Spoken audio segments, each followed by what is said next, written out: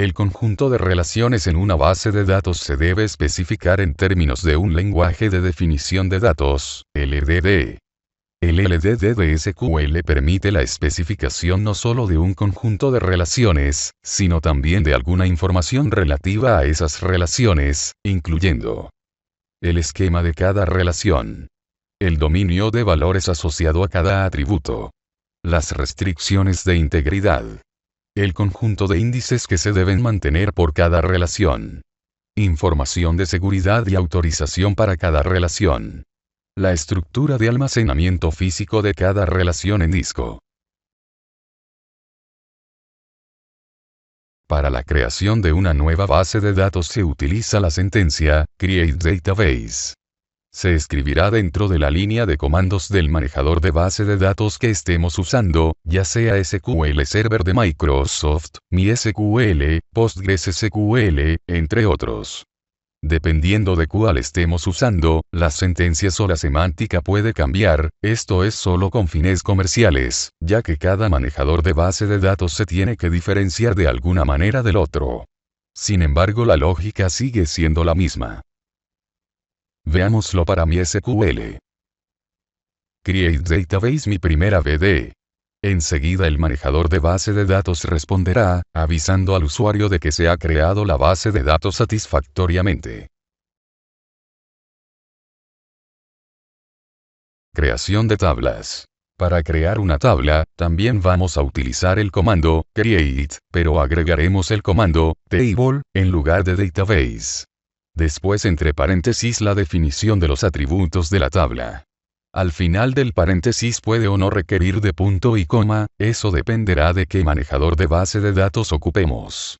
Veamos un ejemplo con datos. El resultado será la creación de una tabla dentro de la base de datos.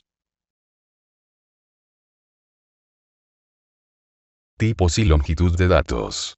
La norma SQL soporta un conjunto de tipos de dominios predefinidos, que incluye los siguientes. Char.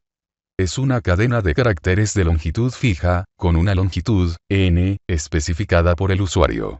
También se puede utilizar la palabra completa, character. Varchar. Es una cadena de caracteres de longitud variable, con una longitud, n, especificada por el usuario.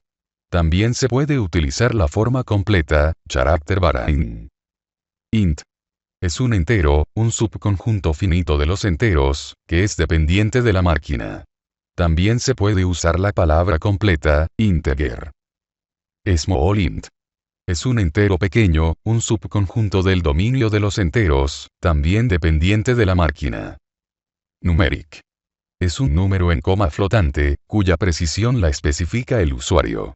El número está formado por p dígitos, más el signo, y de esos p dígitos, d pertenecen a la parte decimal. Real doble precisión. Son respectivamente números en coma flotante y números en coma flotante de doble precisión, con precisión dependiente de la máquina. Float. Es un número en coma flotante, cuya precisión es de al menos, n, dígitos. Date. Es una fecha del calendario, que contiene un año, de 4 dígitos, un mes y un día del mes.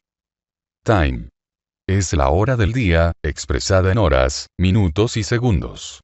Se puede usar una variante, time, p, para especificar el número de dígitos decimales para los segundos, el número predeterminado es 0. También es posible almacenar la información del uso horario junto al tiempo. Timestamp. Es una combinación de date y time.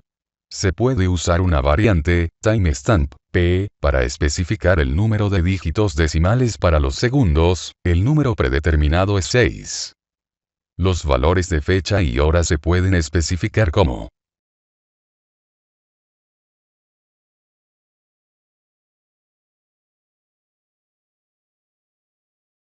aplicación de cláusulas, null, not null y default.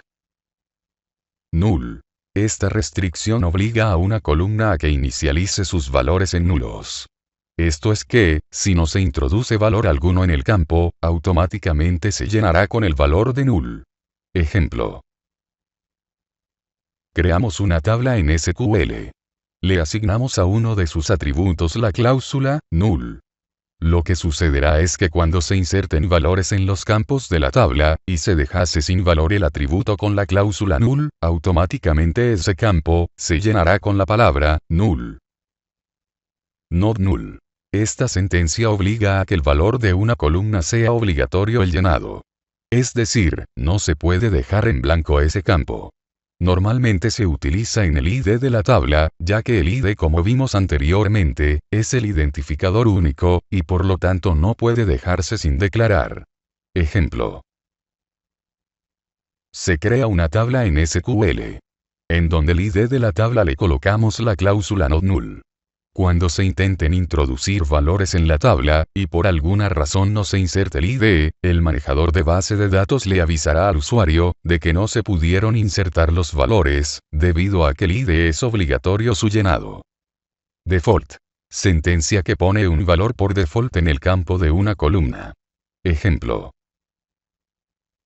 En la creación de una tabla, declaramos un valor por default, en uno de sus atributos. Entonces cada vez de que se haga una consulta a esa tabla, aparecerá un valor por default siempre, en ese campo que declaramos. Bien servirá como referencia para el llenado posterior por otro usuario.